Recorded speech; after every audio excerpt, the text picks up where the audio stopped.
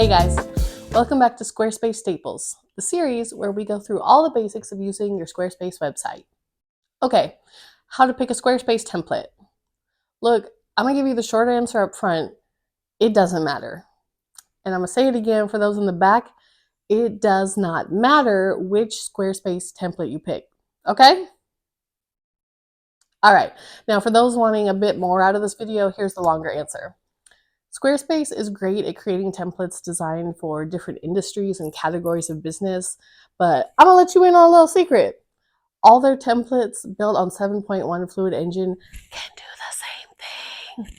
So ultimately, it doesn't matter which template you pick because whatever features or functionality you're looking for are already going to be included. So why does Squarespace bother building templates at all? Well, because they're known for their great design and visual appeal, so they kind of need to show that off. Plus, picking a template with some preset features and functionality that you know you'll use will save you time when you're setting up your website. It's just, I see so many people getting locked into a box with these categories and feeling like that's all they can choose from. It's not. Scroll through, pick whatever you want. Now, I can already hear you saying, Renita, you're saying I should just go and pick whatever template comes up first on their website? I mean, you could, but I don't actually recommend doing that.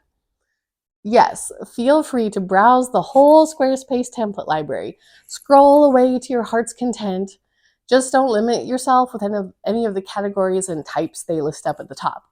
Uncheck all those bad boys and then pick a template based on its style. Find something you vibe with, whose fonts and design match how you want to portray your brand. You can even choose the template based off colors if you want, although that's so easy to change. I don't recommend doing that. Stick with picking something whose layout and fonts you like. All right, guys, now you know how to pick your Squarespace template. Let me know in the comments what other things you're interested in learning about Squarespace. Thanks for watching, and I'll see you in the next one.